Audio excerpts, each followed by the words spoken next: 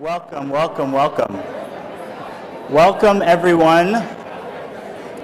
Welcome to the Hyatt Regency, Boston Harbor. I know a lot of folks might have went to the wrong hotel tonight, but you made it here, and that's what's important. We want to welcome you all to the 21st annual spring celebration of the Youth Advocacy Foundation. Yeah. And this is our first in-person event since 2019. It's amazing to be back, right? Yes. My name is Cheo Bourne, and I'm truly honored to be your MC tonight.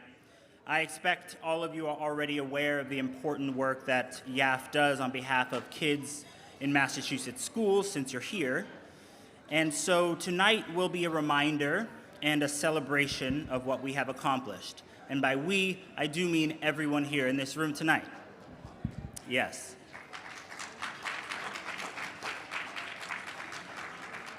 Now you'll meet some of YAF's key players tonight, 4 impressive honorees, 2 students who have experienced what YAF does, and also a poet.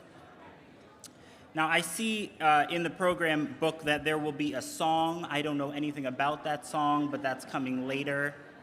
And you may even get to sing along. Now, of course, there will be a chance for you to support the work of YAF tonight, if you should be so moved, and I think that you will be.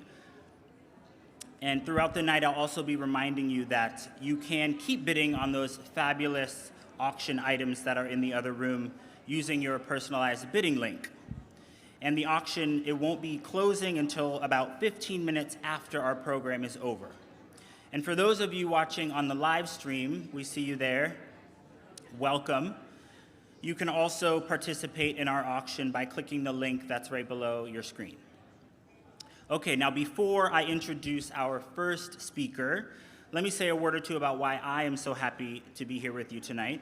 You can read my bio, of course, but to summarize, I'm an actor and a singer and a cabaret maker, and most importantly, I'm a product of the Massachusetts school systems. And I grew up in Dorchester. Dorchester? Yeah, Dorchester's in the house.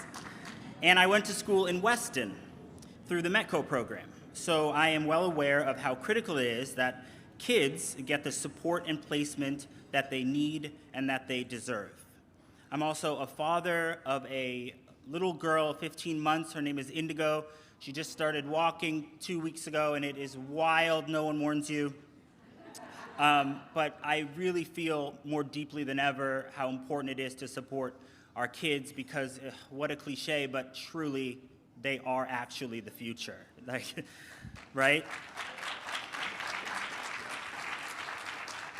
And now I'm going to introduce our first honoree. I'm pleased to call on Ducci Gonzalez, the new chair of the board of YAF, and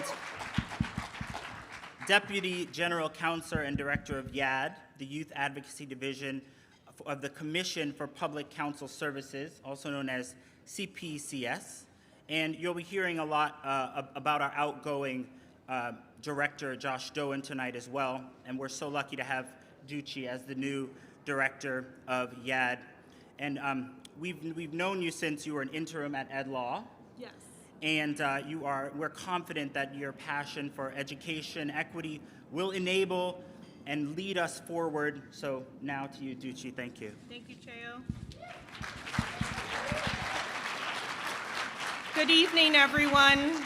Before I begin, I have to say this is amazing to see all of you in person. It feels so good after Cheo said we were last together in 2019 to see so many familiar but also so many new faces here tonight. And to the people who are watching on live stream, hi, thank you for joining us. I'm so happy to be here tonight. First, I'd like to say tonight we're here to celebrate the leadership in juvenile justice. We're celebrating Josh Doan, who I can say, let's give it up for Josh.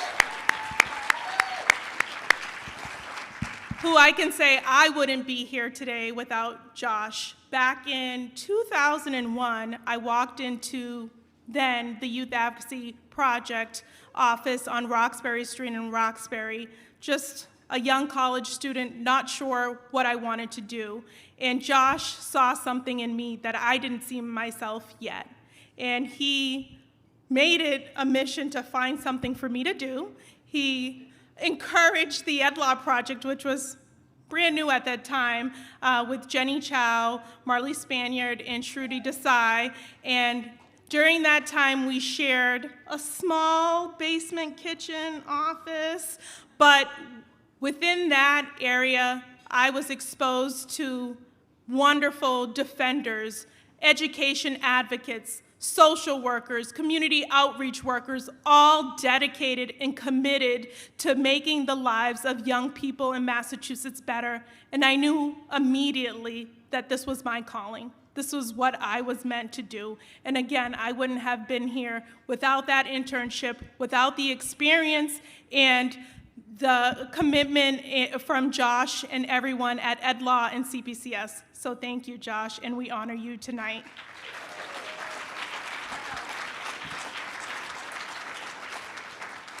So I have to say, this last year, 2 years, 3 years, whatever it is, has been really difficult and challenging.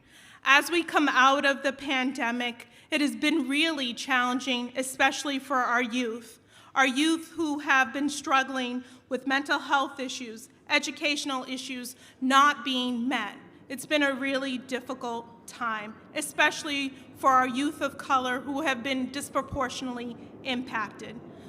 At school, there have been zero tolerance discipline issues, increased school violence, lost learning due to the pandemic, a shortage of appropriate professionals for students, and also transportation issues. On top of that, we've had the real realities of the inequities in all of our systems, racism that continues to plague our society. And I cannot stand here tonight and not acknowledge what happened this past weekend in Buffalo, which has illuminated the racism that continues to permeate our society, the racism that continues to permeate our legal system, our educational systems.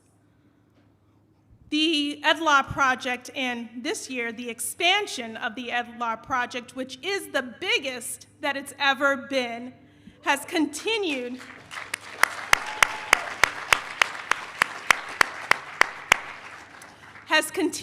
to address these issues both on an individual and on a systemic basis.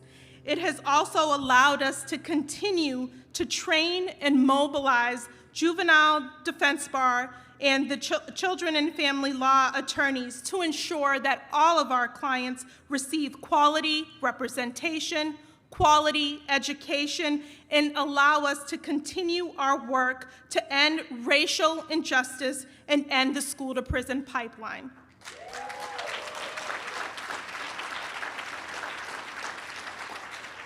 So we have a fabulous evening for you tonight. As Cheo mentioned, we're honoring great honorees tonight. We have student speakers, and we also have a youth poet who is a graduate from Fenway High School here in Boston, my alum high school. So I'm grateful to be here to share the stage with someone who also graduated from Boston Public Schools. And I'd like to take a quick moment to thank all of the people that have made tonight possible. Our sponsors, the host committee, the event committee. In particular, thank you to Randy, Chandra, and Catherine for their help with the silent auction. To Deb for all of her support and her creative juices that she will be bringing to the event tonight. To Laura and Bridget for their logistical help in getting us ready. I'd like to thank all of the attendees, all of you who are here tonight supporting us. Josh Slinger for his help with the live streaming, Phyllis Hill for the help with greater giving, and I have to take an opportunity to thank all of the volunteers. Volunteers, I see someone in a blue shirt in the back. Thank you. The volunteers who have worked so hard to help put this event tonight again. And I'd also like to thank Jeremy Cohn for all of the work and support he's given to YAF, especially with the work he's doing by providing this history of YAP and YAF. Thank you, Jeremy. And I have to thank Marlise, Michelle, Jackie, everyone with the Ed Law Project who have worked tirelessly to put this event together tonight.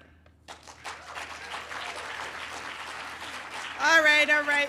And we're gonna move on. I have the honor of presenting tonight's Commitment to Justice Award. Tonight we honor Peter Forbes.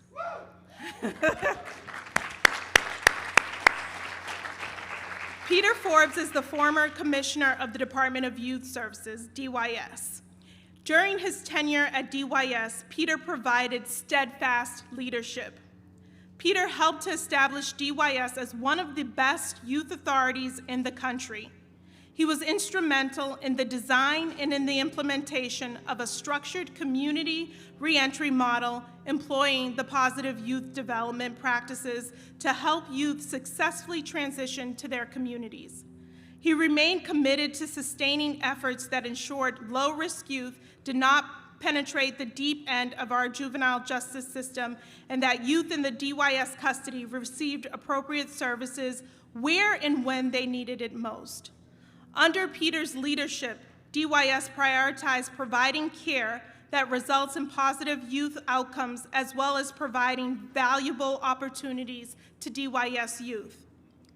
These priorities were centered on DYS's long-term goals of reducing recidivism and improving public safety. Peter was instrumental in ending solitary confinement, reforming, yes, let's clap for that, reforming use of physical restraints, implementing DBT, creating the foster care detention system in Worcester, increasing family engagement, enhancing the YES program where youth voluntarily sign on for additional services after commitment, establishing diversion programs, and working on the dual status problem, just to name a few. He is a national leader by example, but also quite active in the national juvenile corrections community. He was a founder of the Child Welfare and Juvenile Justice Leadership Forum. He would engage with anyone that could help the kids and families DYS serves. DYS evolved quite a bit during his almost 40 years there. Sorry, I didn't mean to age you. He didn't just evolve with it. He led a lot of that evolution.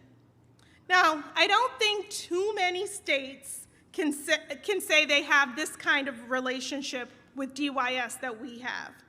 But we are unique because we both are working to build a fair, equitable, effective, and developmentally appropriate juvenile legal system. In large part, that is due to the work Peter has done. Thank you and congratulations. You have to come up here.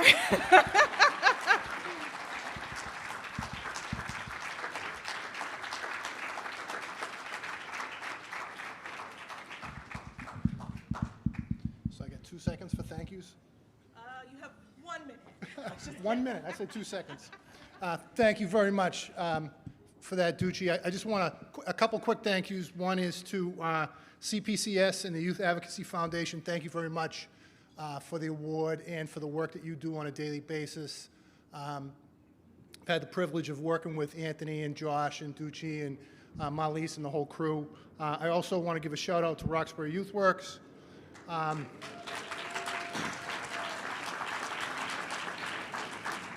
My lovely wife, Kathy, and I also want to give a shout out to Ruth Ravezzi and Cecily Reardon, who are leading the charge at DYS.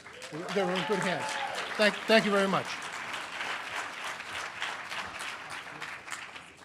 Artists for Humanities. Congratulations.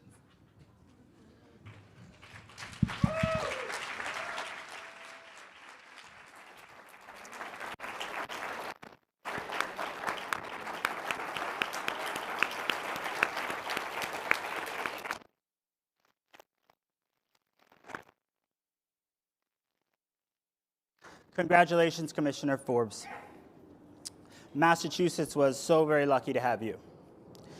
Now we're going to hear from one of the students who has experienced firsthand how YAF can change a life, E.J. Benitez, and the ed law attorney who represented him, Elizabeth Levitan.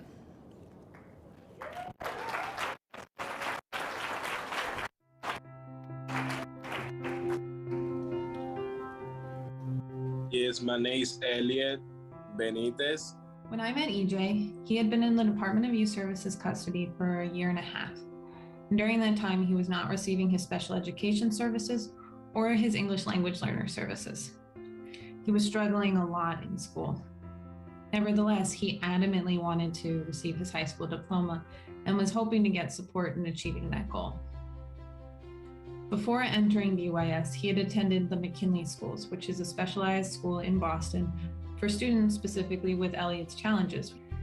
EJ has a communication disability, a specific learning disability, and emotional challenges, and at the time was a level 1 English language learner. That time, my English not good at all, so I started, when I go to school, I was feeling frustration. The McKinley was not providing him with supports, and as a result, he had become very disengaged from school and was very behind. So I go to school, right? But I never give it the attention at all because like my language. So every time I go to class, so I'm feeling annoying, like asking what's going on in the class. When that time I never go to school because I say, it's no point go to school, so I don't understand nothing. Despite all of these challenges that he had experienced, he was still incredibly driven and really wanted to finish high school. So he asked what we could do to help him achieve that goal. I had a lawyer. She told me she about to help me out.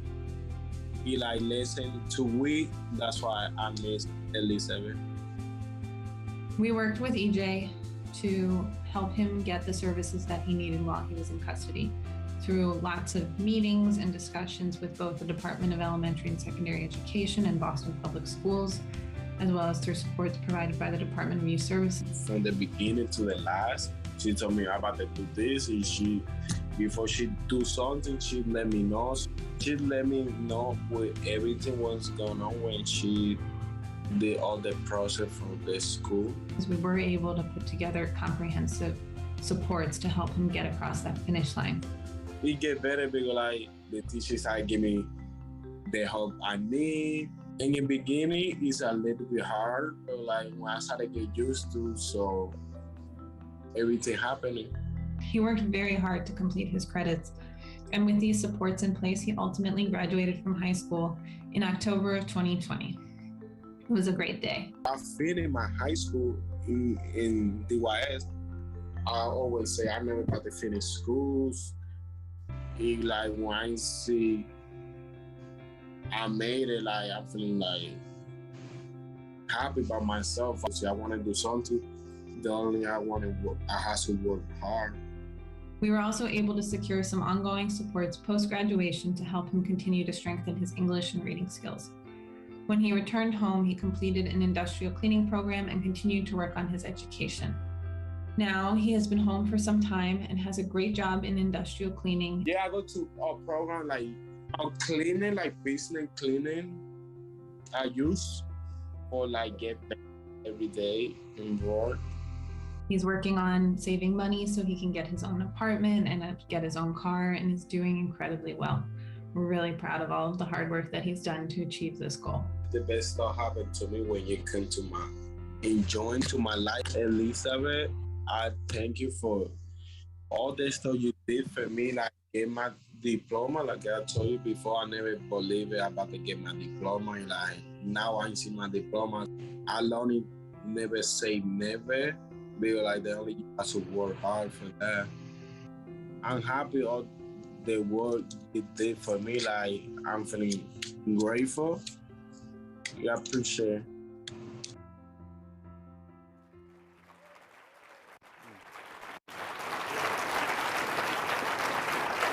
Now, EJ, he really wanted to be here with us tonight, but unfortunately, but also fortunately, he had to work, so he couldn't be here. Now, I'm glad we had the chance to hear from him and Elizabeth on the video, though. Now, to introduce our next honoree, we have the Executive Director of YAF and EdLaw Senior Counsel, as well as the Chief Architect of tonight's event, Michelle Scavangelli.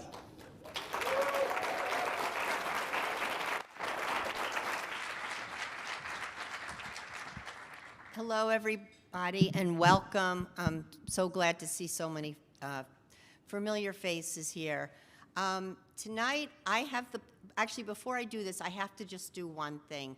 I don't know if any of you work with a family member in your job, but I have the pleasure of working with my daughter, and I just need to tell her, I love you, Jackie. We fight, everyone sees it, but we love each other. So anyway, tonight I have the privilege of, this is the first year we've done this. We've had a pro bono panel for going on almost 6 years now. We have helped almost 130 families that we wouldn't have been able to help. These are low-income families who are not court involved, so the EdLaw Project couldn't take them on. But the wonderful firms we work with and companies we work with, their attorneys and their paralegals volunteer their time because they want to get involved with a family and they want to help kids. And they probably help so many kids stay in school and not to fall out and not end up being court involved. So I think they do a lot of great prevention. Back when I started, we started the panel with Morgan Lewis, one of the firms that has so many of their attorneys volunteer with us. The first person I met was the next person who we're honoring, Laura Lerner. Laura, not only she took her first case to help a little boy get the right placement in school. When the mom mentioned, and actually the neuropsychologist working with the family mentioned, well, yes, he needs help, but his younger brother needs even more help. I couldn't immediately say, okay, Laura, you know, you signed a retainer with this family, now you've got it. But she's like, yes, of course. And then not long after, another family came, and I knew we needed someone with the experience Laura had. I said, Laura, I'll do a lot to help. She's like, nope, I'm there, and she's taken completely over. When one of the attorneys in her firm moved on to another job, she jumped in right away and is helping a family who actually spoke at our event 3 years ago, continue to have success in school. And only very recently, when the original family she worked with, they moved, so we have a new school district to work with, she signed up again. So Laura has taken on 5 different cases, and it's not just the quantity of representation she does, it's the quality. She is on top of everything. She makes sure appointments are made, evaluations happen, IEPs are returned. I know that I'm just there for support when questions come up. Laura does everything.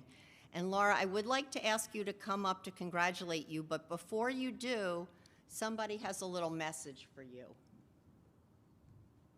Happy birthday, Laura. It's not her birthday. Happy anniversary. Wrong again. Congratulations.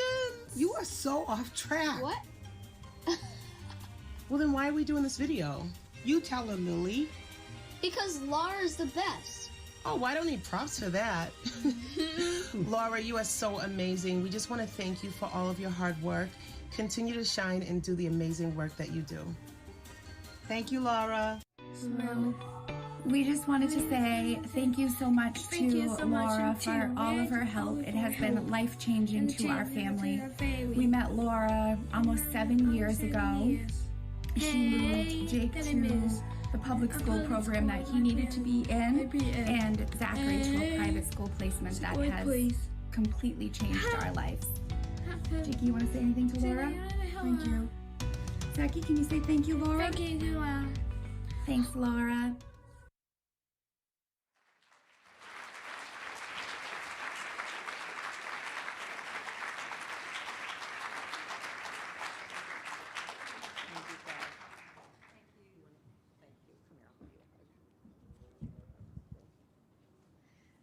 Very briefly, thank you so much for this award. It means a lot. Thank you, Michelle, my mentor on all these cases. I never could have done any of it without her. She's there all the time to answer any and every question I have. And thank you to my firm, Morgan, Lewis & Bokius, who I couldn't do this work without. They support it and encourage pro bono work across the firm, and I really appreciate that a lot.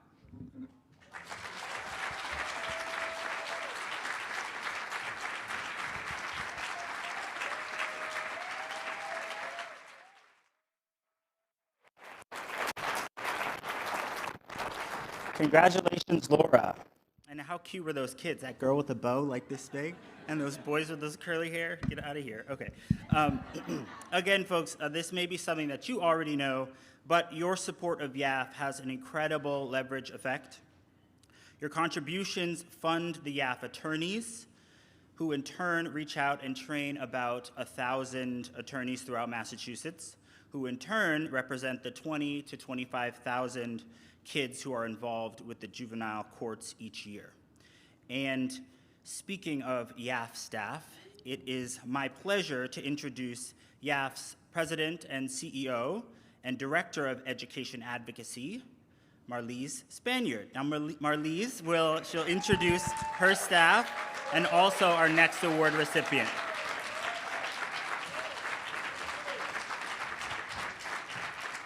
Thank you, Cheo. Hi, everyone. It's so great to be here in person, and whether you're here actually or live stream, I'm so happy that we can all be together. I don't know if you've ever had the experience of working with a mother-daughter combo. So I just want to take a moment to recognize Michelle and Jackie. Michelle, I'm going to make you stand up. They are 100% behind the success of this evening. I cannot even tell you the amount of work that they have done, and yes, they've squabbled a little, but they just work so well together at the same time. They secured this hotel, this beautiful venue, with multiple reschedules due to COVID. They set up the silent auction, the sponsorships, the technology. They literally have been all things to this event, and I couldn't be more appreciative of their skill or grateful for their commitment. Thank you so much. I'd also like to ask the rest of the Ed Law staff to stand up. Not everybody is here tonight. A couple are live streamed, but just want to take a moment to recognize them.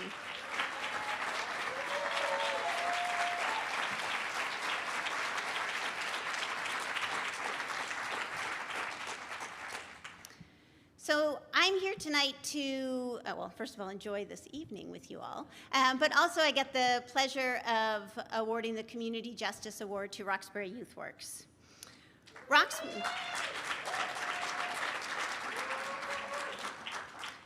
Roxbury Youth Works was YAP's first real partner. They taught the early YAD team about adolescent development, cultural humility, and trauma-informed representation. Roxbury Youth Works also was a vocal leader in calling out the myth of the super predator for the racism that it was. Today, under the leadership of Mia Alvarado, Roxbury Youth Works provides a variety of youth development resources, opportunities, and services for young people involved with DCF or DYS. They are especially well known for their work with young people who have been or at risk of for sexual exploitation. Mia, not surprisingly, has earned legend status in the youth and family serving community.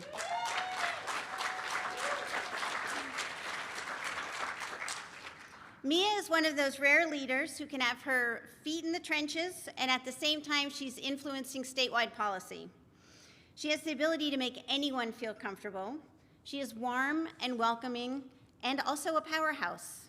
She is unrelenting in her advocacy for children. For example, Mia has been at the forefront in advocating for a shift away from an ineffective family regulation system that prioritizes removing children from their families to a comprehensive community-based effort to provide families and children with the resources and services that all family needs to thrive.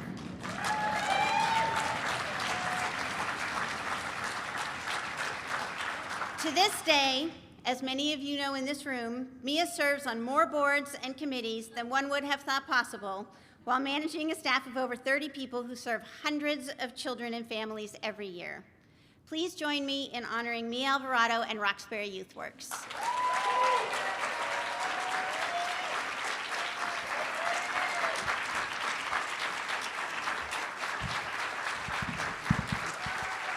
you said I had a minute or two. I'll talk really fast.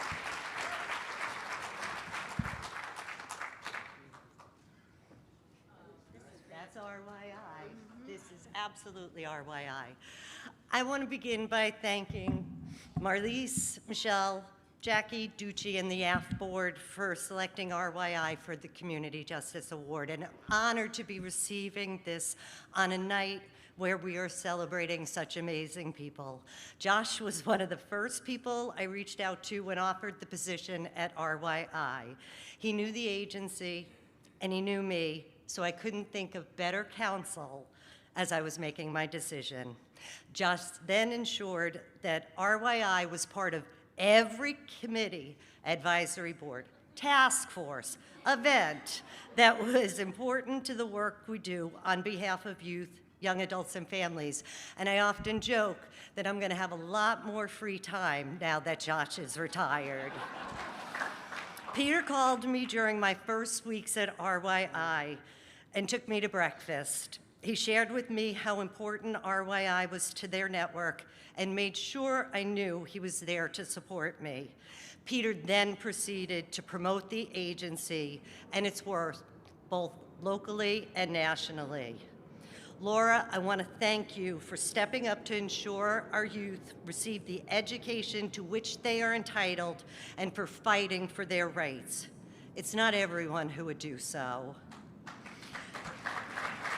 I tell everyone the intervention at RYI is a relationship that is formed between our staff and the youth and young adults we serve. I can't tell you how much I appreciate the staff at RYI that are always unconditionally there for our youth, young adults, and family. A few of them are here tonight, and I'd like to acknowledge Tina and Hetzron. Finally, I want to acknowledge my fellow CPCS committee members present tonight and all of the amazing CPCS staff and private attorneys. And I want to thank the youth, young adults, and caregivers with whom we work for trusting us to do right by them. Thank you.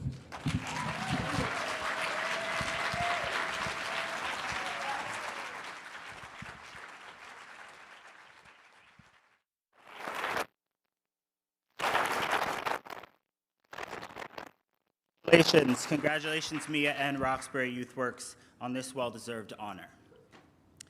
And now for a little high culture, folks. Our next speaker was part of last year's virtual benefit and was so well received that we begged her to come back this year.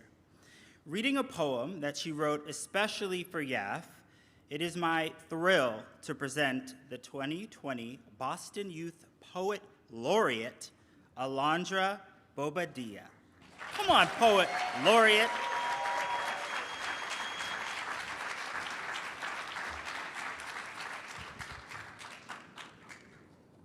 Hi. All right, I'm gonna just get straight into it. How do we move beyond predictably outdated methodology in a season full of dynamic research-backed possibilities to pave paths towards genuine restoration of the young people being cycled through this system? There's a reason we call it the school-to-prison pipeline. So let me capture the funneling from classroom to jail cell happening right under our glass ceiling. What we invest in is what we want to become. So I guess we are obsessed with locking people up because we spend more money on prisons than schools. And I wish I could say I'm astounded by that news, and I doubt you are either. But swallowing a rock isn't any easier when you're passive. So let me quote out a couple more statistics. Predominantly black schools are more likely to have police presence. Let that sink in. 85% of juveniles in the justice system are functionally illiterate. Let that plant a seed. 9% of Massachusetts students are Black, but 40% get restrained. Let that water the ground. Black students with special education needs are not given services on time, leaving them behind their peers in their trail of dust, spread out and disfigured like their dreams become when we fail them before the growth has ever become. Let that grow fruit. You can read 1,000 articles, hear 1,000 speakers, all shouting the same thing or denying its validity, making up reasons for its prevalence, and once again blaming children for their existence rather than the collective for our incessant ignorance. You can scream about how the problem begins at home, but the raising of a child takes a village. So when the home fails, and even when it doesn't, the community is equally influential and responsible for the upbringing of the generations. Nature versus nurture is beyond the four walls a child is raised within. You cannot revoke your God-given responsibility simply because you don't like it. Social services exist to serve society, so why does it feel sometimes like they exist to mock the oppressed and enlighten oppressors? I have always been a strong believer in interconnected institutional unity, different minds coming together for a common mission, different gifts, same grace abiding in each of us for the same vision. So when I think of guerreros like Josh Dohan, I think of the concept of parándose en la brecha, standing in the gap, between the teeth of a lion-like system, ferocious and unyielding to change. People like him give us a reason to believe there is possibility for dimensions beyond the broken stages we stand on now, giving us a hope to believe in the phasing out of these one-sided, blind-minded concepts of what rehabilitation of a lost younging looks like.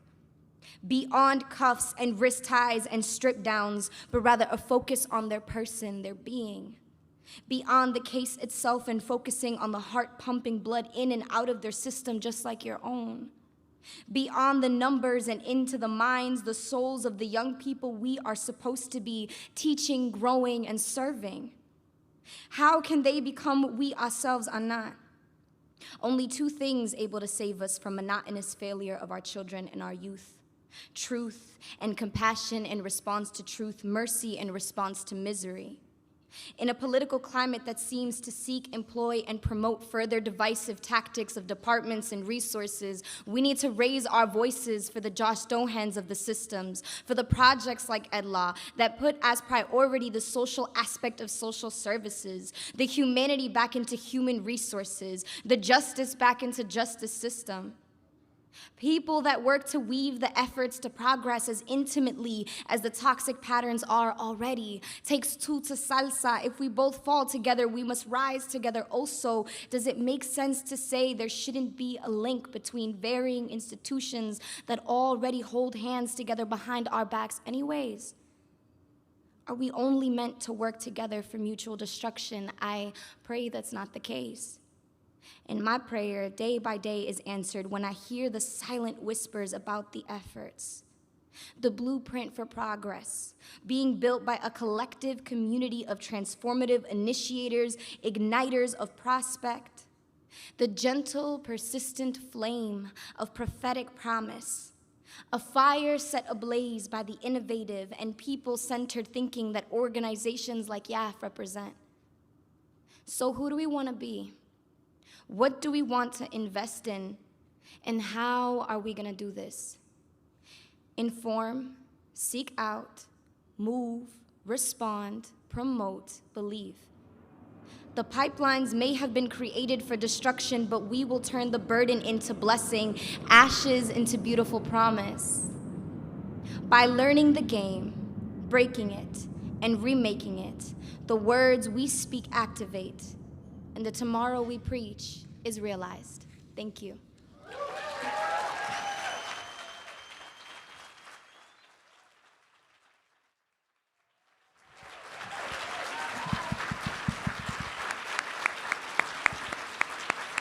Wow.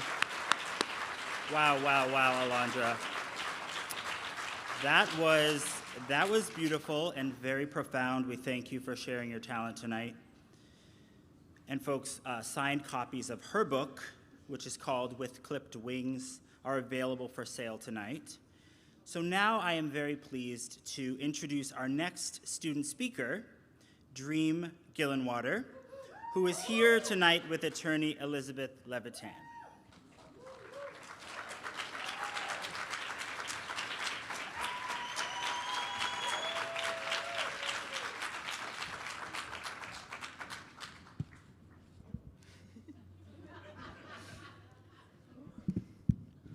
Hi, everyone. I have the honor tonight of introducing Dream Gillenwater.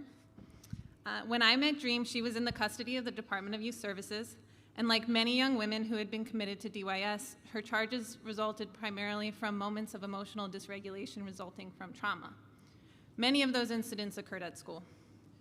She had an IEP, but rather than finding ways to support her, her schools had referred her to the Boston Police Department 22 times. After she had been placed at the McKinley, Boston's therapeutic special education school, theoretically intended to support young people just like her, staff from McKinley showed up at one of her court dates and provided a letter to the court stating that they could not support her and requesting that she be placed in DYS.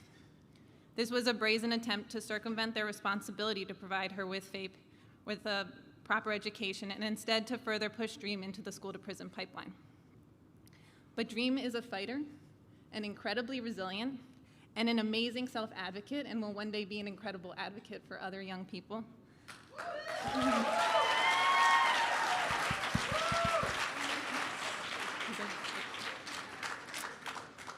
And we work closely together to get her the supports and services she was entitled to, find her an appropriate school, and despite many ups and downs over the course of her life, she has stayed steadfast and committed to her graduation, which will be happening this June.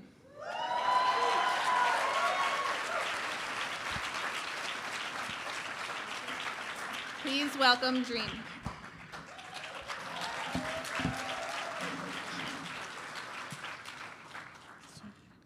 Guys, I'm so nervous. I'm so nervous. Okay.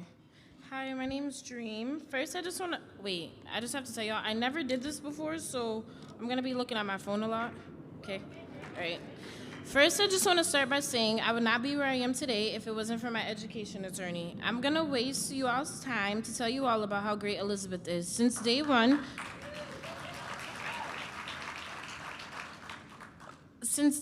she made sure that I knew that my wishes were her command. Elizabeth is my #1 supporter. She goes above and beyond every single time. A few things that made this relationship so successful and great was our communication was and still is super effective.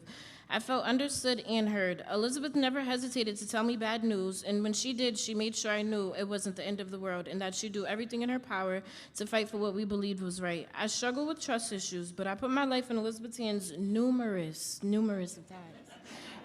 of times, and she never let me down. There were times when we had to take an L, but again, Elizabeth never gave up on me and kept trying. I have to give myself some credit too, because it takes two people to make things work.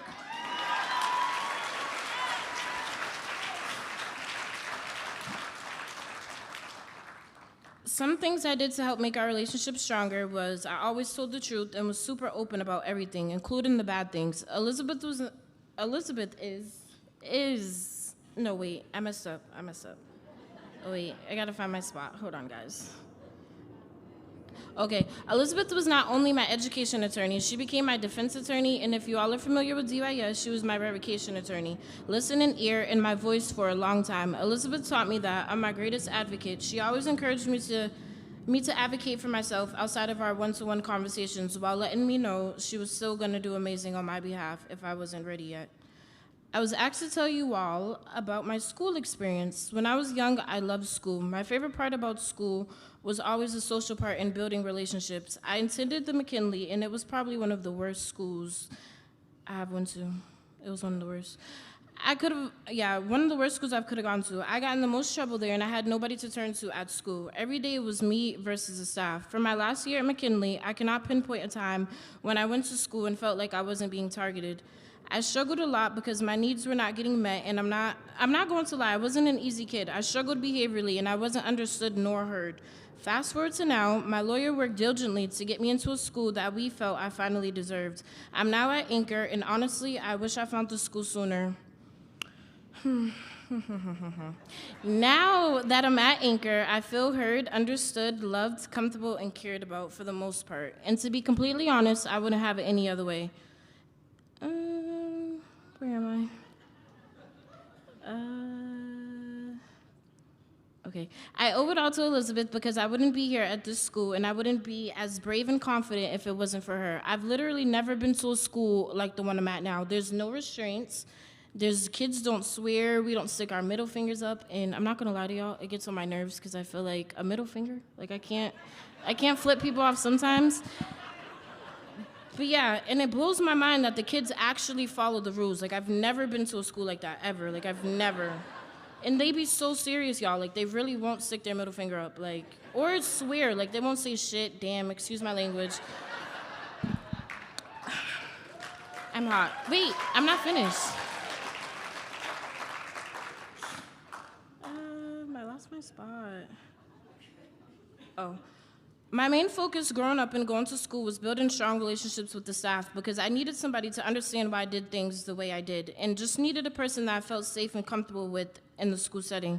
If it wasn't for those relationships I built, I would have quit school because they made it tolerable for me. I thank the Most High that those staff were able to block out everybody else's opinions about me and form their own. My wish for you all is that you guys are able to be like Elizabeth and those staff for young people like me. We truly need you all. Some of us won't say it and others won't show it, but I need you all to know that we need and benefit from strong relationships, from strong, reassuring relationships with adults outside of our family and what we're used to. Elizabeth has been the greatest thing I could ever ask for. Us youth need you all to be a part of our teams. I've come so far with the help of Elizabeth, and I want to keep going. So Elizabeth, you can't leave me anytime soon. You can't go nowhere. My aspiration is to be extremely successful and come back for her. I hope in my career that I am able to reach kids, be there for them, and make a difference in children's lives how those adults did for me. I'm done.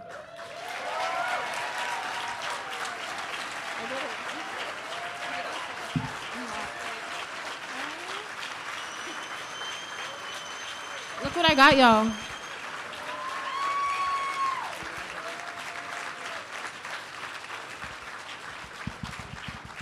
Wow, Dream, congratulations, congratulations. You're doing great work. You should be so very proud. Okay, folks, now we're heading into the home stretch. Remember that the auction's still going on, so if there's any items you are trying to win, keep bidding. The auction will close in 3 different waves tonight, so starting at 8:15. So if you wanted that, like the wine to gift to me, you still have time. And if you wanted the massage to give to me, you still have time. Did I mention I'm a new parent? Okay. So also live stream folks, you still have time as well to register for the auction, and you should do so now. The link is there at the bottom of your screen. So now it's time for us to talk about tonight's main honoree, Josh Doan, the founder of YAF. I am delighted to turn this podium over to Chief Counsel of CPCS, Anthony Benedetti. Anthony?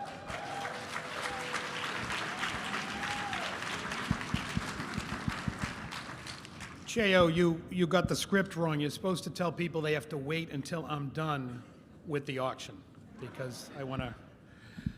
So I'm going to try and keep this positive energy going. Dream, you are a tough act to follow.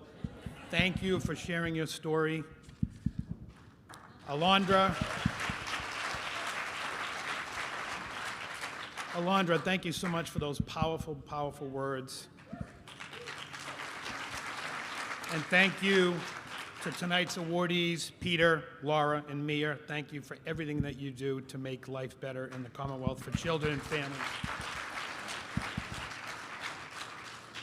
I just want to echo, it is so good to be in this room, to be with people, to see people, to be seen. For the people watching at home, we know you are watching wearing shorts, pajamas, and sweatpants. We are all here looking pretty good. So I now have the privilege of introducing today's keynote speaker and honoree, Josh Doan.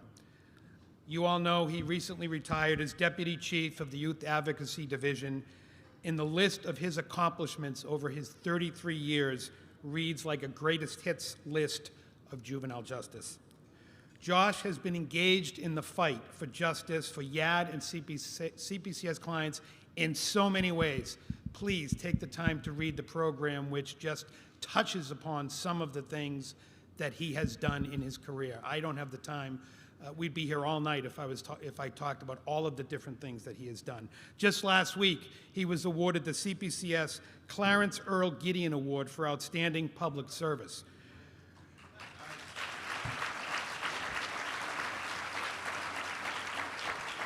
Josh is the finest example of a person in government that you point to when encountering someone cynical about public servants.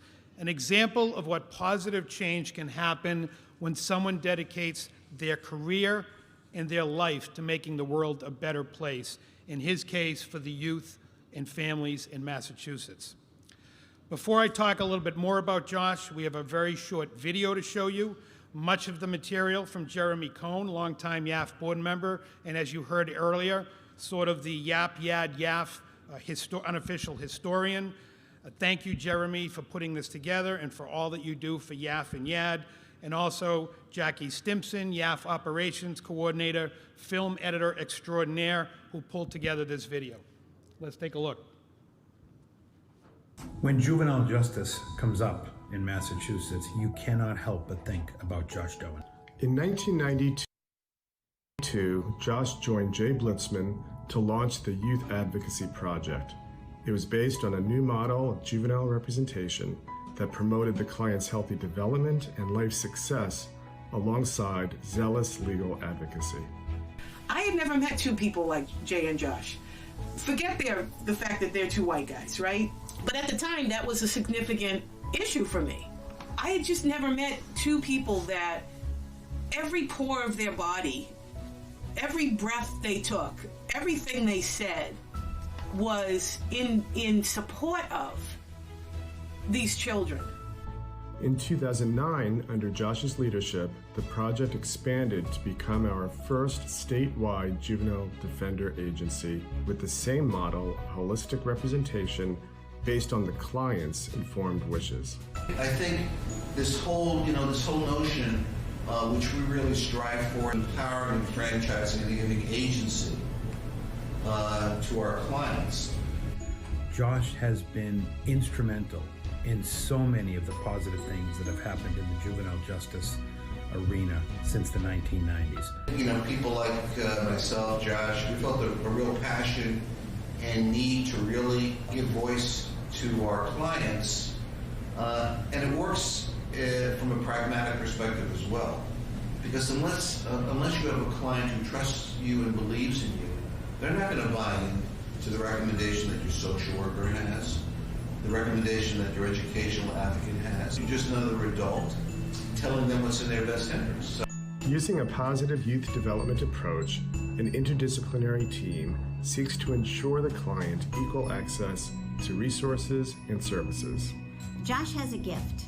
He has the ability to see the larger ecosystem and the interplay of all of its pieces. And here was an opportunity for me to kind of bridge the gap between community social work and being part of a defense team and being an education advocate, and I got to bring a lot of things together. I think they were definitely thinking outside of the box and never gave up their primary role as lawyers. They were always and always have been zealous advocates, but it was an opportunity to think broadly about the role and how we do criminal defense. Education advocacy remains a centerpiece of the work. Kids growing up in poverty are a more challenging population. That doesn't relieve you of the responsibility to provide them with an education. It means that you have to meet that challenge. Education, employment, sport, art, health, relationships, home. These are what we want our own children to have, and these are what all children need and deserve. These are also what Josh and his stellar team fight for every day, not just in the courtrooms, but in the schools and communities across the Commonwealth. The model for representing youth in our courts has in many ways improved juvenile defense practice. Josh recognized early on the importance of school success for children caught in the system. His answer was the Ed Law Project. And through his ability to persuade and energize those around him, he has ensured that our clients get the advocacy they need to succeed in school. We know he has brilliant thoughts at times. We know he can be a visionary at times. He has built the best juvenile indigent defense department in the country, and he has transformed our youth justice system, supporting our most vulnerable youth now and for generations to come. It isn't an exaggeration to say that Josh has had an immeasurable effect on the lives of so many children who have been caught up in the juvenile justice legal system in Massachusetts. I'm excited about the future of YAD and building upon the strong foundation that Josh has established. We will continue to ensure our clients receive zealous representation in court and in schools to ensure that they have both positive legal outcomes and life outcomes. Josh, a big thank you for your inspiring vision and your inspired leadership. I have been so proud of how you have lived your life.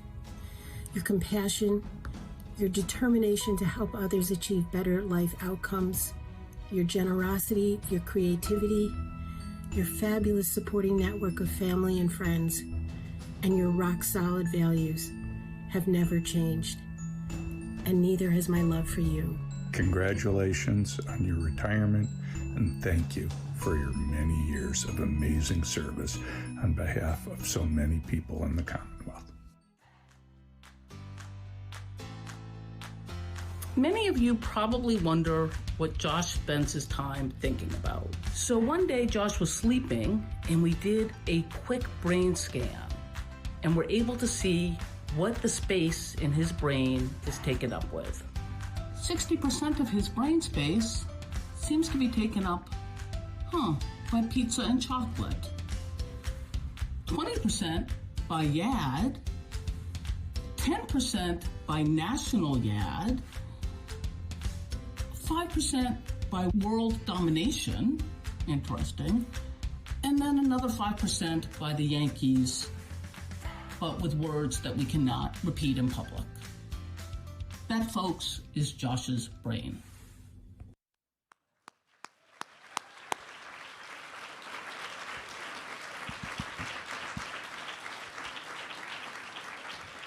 World domination.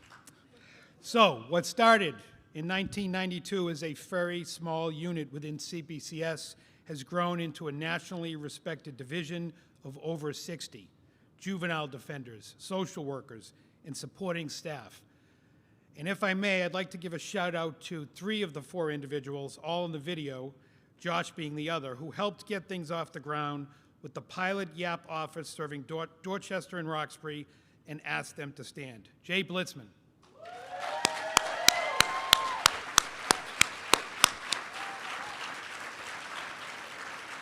Andrea James.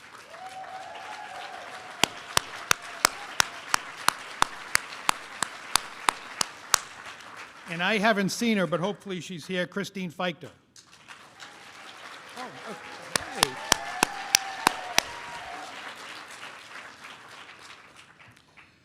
I've had the privilege of working closely with Josh because of my CPCS roles. And so I want to focus on 2 things in particular. Those who know Josh know that when you ask him for an opinion or input, he almost always says, I have 2 things to say. Usually 1A, 1B, 1C, 2A, 2B, 2C, some subsections thrown in. So this is sort of an homage to Josh. But I'm not gonna do that. First, for being such a powerhouse in so many ways, Josh is equally understated, humble, and approachable. Maybe not until he opens his mouth and starts to talk does one necessarily see it. I have seen it, and I've seen it up close. All the traits that you have heard about Josh in the video and elsewhere come to bear in every interaction and every conversation. He talks, just as important, he listens. So that by the end of the conversation, people have heard him. Josh will take any opportunity to talk to everyone and anyone he can to spread the gospel of juvenile justice reform, but also to learn so he can strengthen his own ideas and come up with new ones. Legislators, judges, advocates, juvenile experts from across the country and abroad, community groups, college interns. I have experienced it myself, and I dare say I am a better manager, leader as a result of these conversations. Always client-centered, laser-focused on ending the school-to-prison pipeline, ending the racial and ethnic disparities that exist in the system. Josh pushing me, challenging me, ensuring I look at issues from multiple perspectives. I have enjoyed watching Josh. People make assumptions about Josh or underestimate him, to then be completely mesmerized by his ability to articulate complex and nuanced options. As you know, New England Patriot coach Bill Belichick is often said to be playing chess while others play checkers, and so it is with Josh. Second, Josh values and nourishes personal relationships. He's a bridge builder. It doesn't matter who the person is or what their position may be, he values everyone. Anyone can contribute. In the early 2000s, YAD was chosen as one of the jurisdictions across the country to participate in the MacArthur Foundation Models for Change, a juvenile justice system reform initiative. Josh knew that for this program to really make a difference in Massachusetts, there needed to be participation and buy-in from a number of stakeholders in the system, including legislators. Massachusetts ended up being the only state that had diverse representation, and that was through the sheer tenacity and persistence and, of course, the vision of Josh. Fast forward, and one of the elected officials who participated way back then is current Senate President Karen Spilker, one of our biggest supporters who has been instrumental in ensuring that reform has been passed into law over the last few years. The second example is Josh's successor, Ducci, who you heard from earlier, who he met when she was a youth advocate at the Dudley Street Neighborhood Initiative. He brought her on as an intern for YAP, and after law school hired her as a YAD attorney before she became the youngest attorney in charge in the state for the YAD Quincy office. Fast forward, and Ducci is now Josh's successor. A relationship nourished over a number of years, and one that will benefit YAD, CPCS, and most importantly, our clients for years to come, and continuing to build on the legacy that Josh has built. CPCS and YAD will miss Josh for all of these reasons, and I will miss him personally. His counsel, his passion, his commitment, and most of all, his friendship. Josh and I, over the years, have had many conversations about the work, current events, pop culture, travel, but most of all, food. Josh figured out pretty early on that I love food, and also that I am a slow eater. So he suggested that we have our meetings over lunch. So while everyone else on the team had a certain amount of scheduled time, Josh had my ear for the time it took me to down a sandwich or a plate of noodles. Always a means to an end, but for noble purposes. Some of the best ideas came out of those lunches. Rest assured, Josh and I will continue our meals, but now as good friends. Please join me in welcoming Josh to the stage and congratulating him.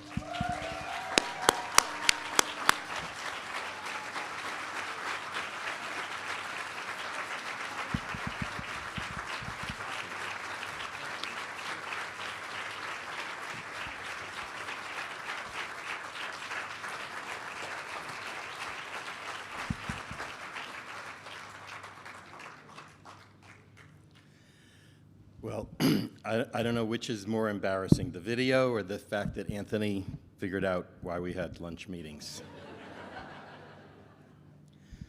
So, first of all, I should just for the benefit of the young people in the room, being retired means never having to wear a suit again. And just to anticipate Ken Parsegian's question, I sold mine back to Goodwill and doubled my money. And then I blew the entire $150 on this haircut. So the bad news is this. The really bad news is that I'm going to go off the script before I read you the whole thing. Because if I was more humble, I wouldn't bother with it, because you've just seen every reason why this has been a wonderful 30 years for me. From the young people you just heard from, you know, the energy and the potential there, and you know, I loved their gratitude for the work of Elizabeth and their other advocates, but it's easy to see that they're far more energizing for us than anything that we could do for them. And all the other advocates that you got a chance to see, and being able to work with partners like Mia and Peter, you know, it's really been a fantastic time for me. But I'm still going to read you my speech. So, in 1985, I was enjoying the extended adolescence that is the birthright of wealthy white boys in America. But my parents were starting to hint that perhaps one could be a job-free rock and roller for only so long. And I had no idea how to do anything else. So a couple of my friends actually had no uncertainty about it. They told me to go to law school and become a public defender. So I did. And in 1992, I was approached by an acquaintance, Jay Blitzman, with a wacky idea. He said, CPCS needs to have a statewide juvenile defender department because children are at least as deserving of skilled advocacy as adults. He told me that he invited every lawyer he knew to join him and had been rejected by all of them. He said he didn't want me to feel any pressure, but if I also rejected him, he would die sad and alone. 30 years later, see, I had you worried there about the years, didn't I? 30 years later, CPCS has a statewide youth advocacy division. The Massachusetts juvenile incarceration rate has declined by 90%.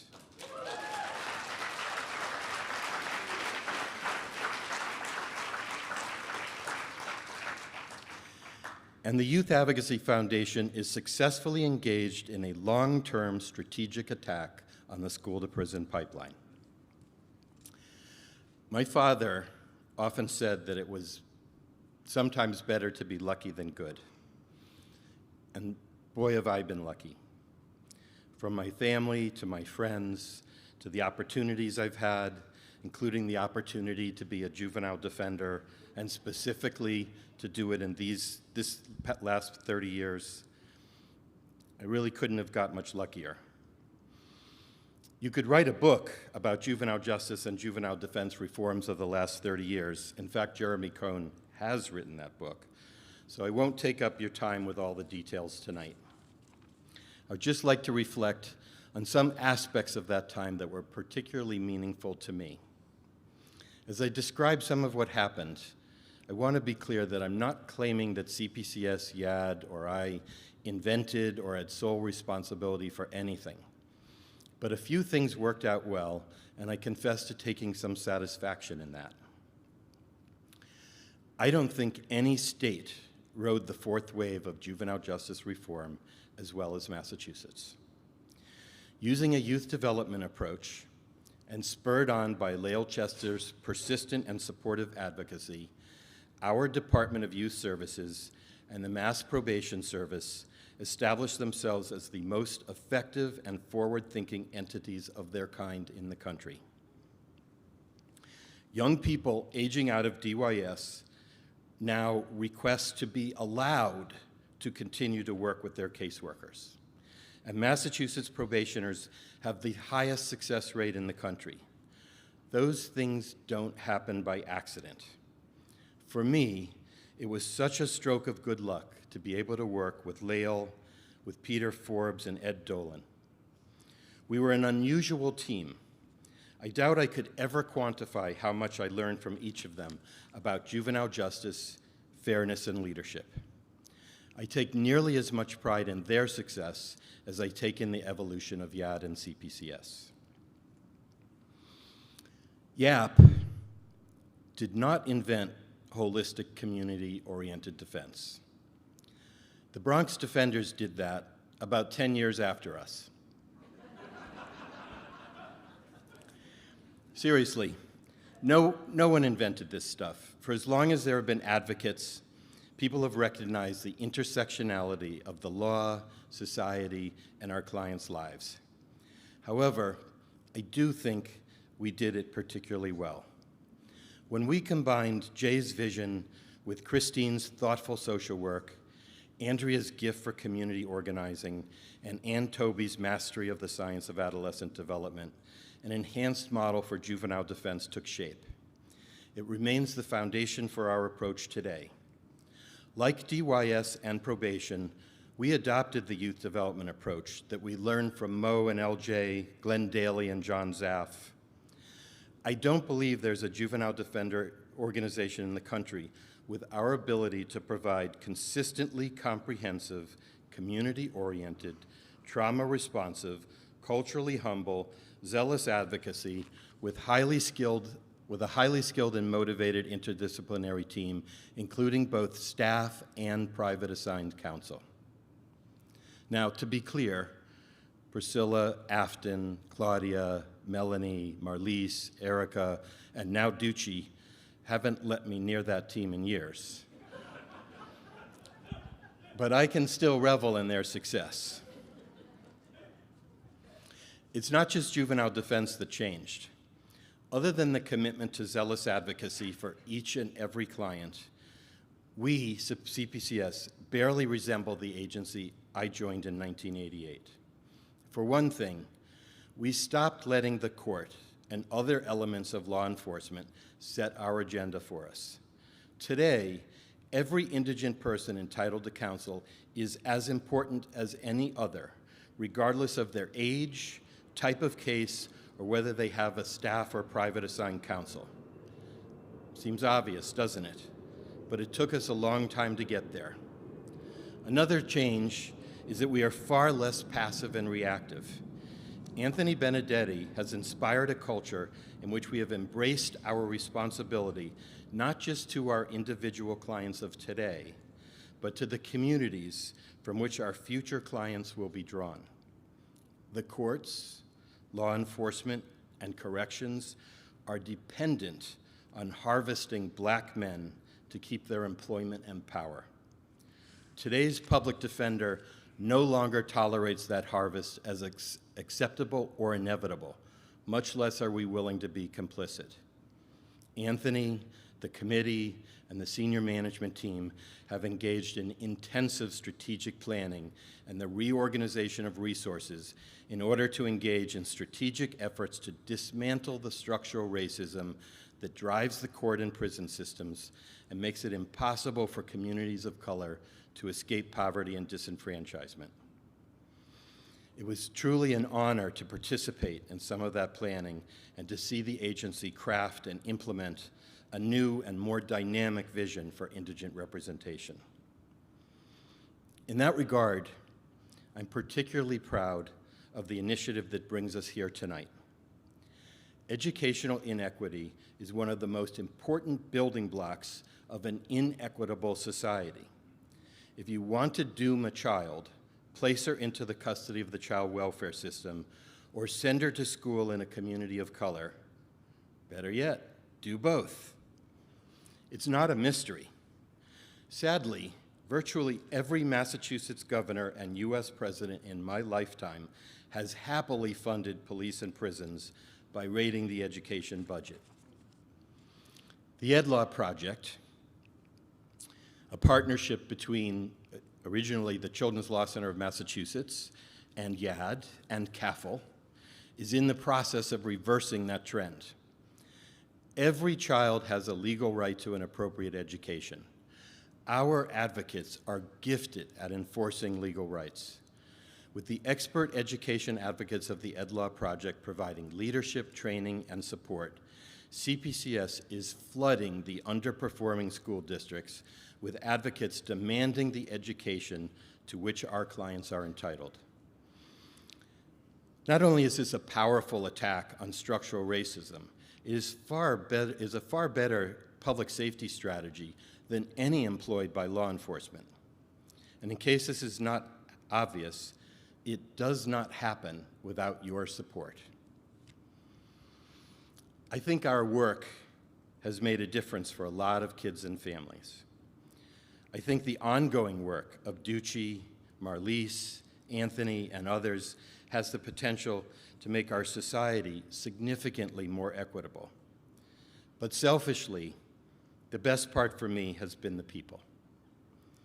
Many of my clients were truly remarkable people who I will never forget. We've had so many inspiring people work at YAD and the foundation, and working with external partners like Lael, Ed, Peter, Robert Kinscherf, Tom Corey, Ken Smith, Mia Alvarado, Greg Croto, Molly Baldwin. I really could go on for a long time, has been quite special for me.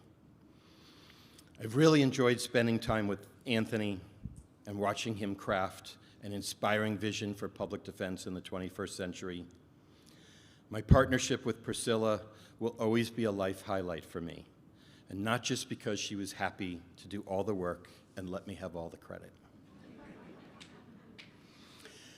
And I know I will miss working on projects with Deborah Krupp, who was similarly willing to overlook my many shortcomings. Many people, virtually everyone under this tent tonight, played a role in the progress we experienced. In any endeavor of this magnitude, every form of participation is important.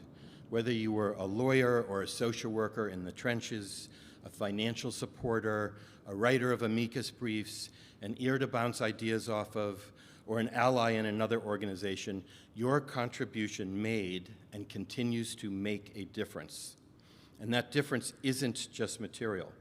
It really is true that every extra set of hands makes the burden a little lighter. Every time one of you wrote a check, or took a case, or just called to say hello, it gave me a lift, and I saw the same thing happen with colleagues all around me. My friend Chris used to tell me that I was nowhere near as good at pickup basketball as I thought. He said that my only real talent was for stacking the teams. If that is so, then rest assured, CPCS, YAD, and YAF have never been led by a more passionate, skilled, and strategic group of advocates and managers than it is today.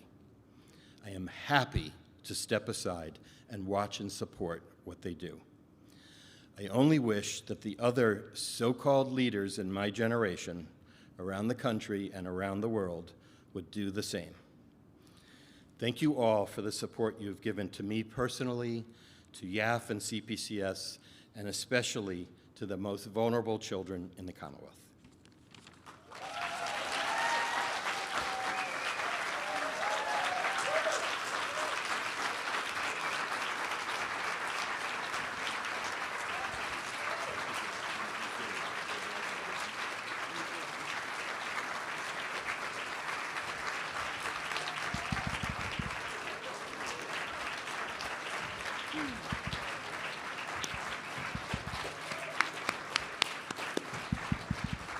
Thank you, Josh. Thank you. This organization is going to miss you, and it's also clear that you've left us in very good hands.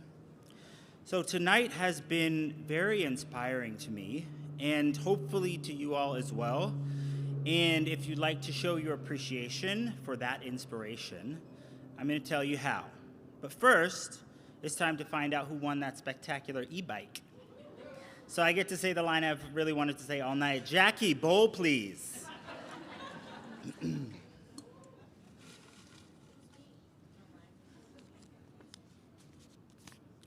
Cheo Bourne. Is Cheo Bourne here?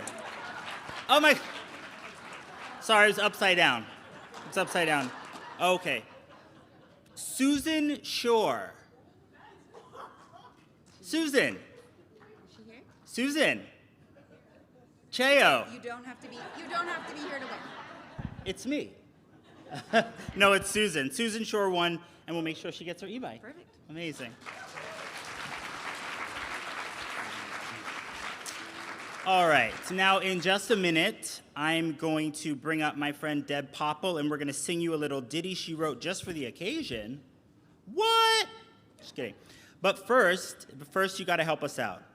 We're already immensely grateful that you gave up your evening to come celebrate with us and bought stuff from the auction, and we know most of you have already given us your financial support as well, but maybe something you heard tonight inspired you to dig a little deeper. Maybe you're here as someone's guest and you would like to contribute. So now's your chance. Go into your bidding app right now and hit the Donate Now button. You can take your phone out if you're at home or if you're in the room. And we are going to spend a little time working on filling up a thermometer that's going to pop up over here in just a minute. So now is the time to actually take out your phone physically. We're going to do this as a group. And go into your bidding app and get that Donate Now button ready. And we're going to raise tonight $15,000. Yes, $15,000 tonight. And if you don't know this, last year's MC, some of you probably saw, his name is DeLon Grant. He's a good friend of mine. And he did a great job, I'm told. But if we beat his goal of 10 grand, then I get to brag to him that I did better. So as a group, please support me. So let's get some serious bragging rights for me. Deb, please join me up here. And we are going to do our song now. You can sing along if you like. All right.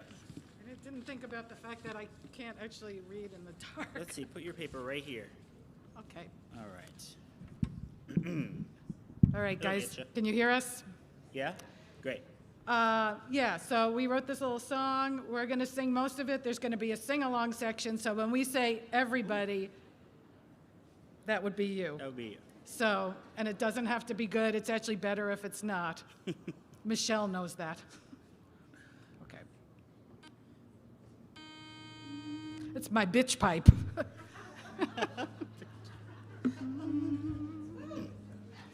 A 1, a 2, a 1, 2, 3, 4. Bye-bye, Josh. So long, Mr. D.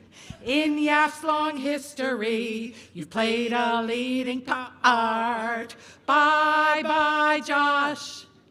And many thanks to you. Since 1992, you've been here since the start. We'll miss your great big heart. His suits are rumpled, his tie's askew. Got pigs in blankets, he'll have a few. His desk is messy, Pam can attest. When you need a friend, he is the best. Bye-bye, Josh. So long, Mr. D. Your humility inspires us every day. Bye-bye, Josh. And though this may be crass, we're gonna miss your ass. We wish that you could stay, but please go out and play. He went to Harvard. He's wicked smart. He turned his caring into an art. He did the Peace Corps and was a PD and has a huge supportive family. Keep donating. Bye-bye, Josh. So long, Mr. D. This 501c3 is thriving 'cause of you. Bye-bye, Josh. And we can hardly wait to hear of all the great new things you're gonna do. But first knock back a few. He's a driving force in the juvie courts. He loves his Patty and Boston sports. He's earned our friendship, our love and our thanks. And have we mentioned he likes his Franks? Everybody, bye-bye, Josh. So long, Mr. D. In YAF's long history, you've played a leading part. Bye-bye, Josh. And many thanks to you. Since 1992, you've been here since the start. We'll miss your great big heart. Let's do it again with clapping. On the 2 and 4. 1, 2, 3, 4. Bye-bye, Josh. So long, Mr. D. In YAF's long history, you played a leading part. Bye-bye, Josh. And many thanks to you. Since 1992, you've been here since the start. We'll miss your great big heart.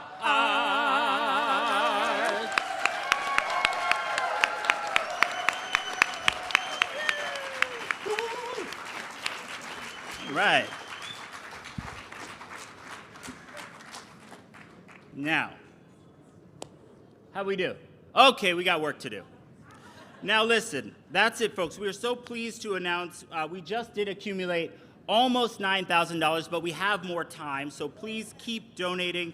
Our auction tonight is going to remain open till 8:30, and at that time you won't be able to bid any more for wine and massages.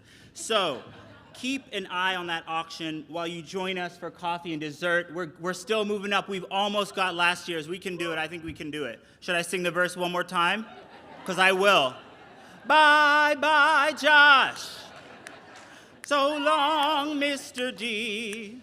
This 501c3 is having cause of you. Bye-bye, Josh. Come on.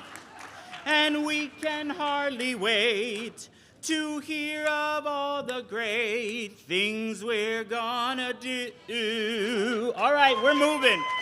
We're still moving. We're still moving. Oh my God, that is good looking. Come on, Teresa. Come on. We're almost at 11. Should we just stay till it gets done? This is wild. Maybe I should go into auctioneering. This is great. Let's go, Robin. Whoa, oh, hold on. Look at that. We're gonna get it. We're not going anywhere till we get it. We're gonna get it. Come on, for Josh Stone and all the hard work he's done. We've got so little to go. We can do it. Yeah, what's that? For Dream, for EJ, for all the people who have contributed so much to this wonderful, wonderful. Yes, come on. We're so close. This is beautiful. We're gonna do it. We're gonna do it right now, and we're gonna cheer so loud when we do. All right. Okay, 600. Who's got 600, sir? Hey! We did it! Hey, Alondra! Oh, wow. We did it. That's really great. Wow, it has been such an honor to be here with you all tonight. Thank you for your support, which we see here and we see in the work that you all do. And we hope to see you all next year. Good night. Enjoy dessert.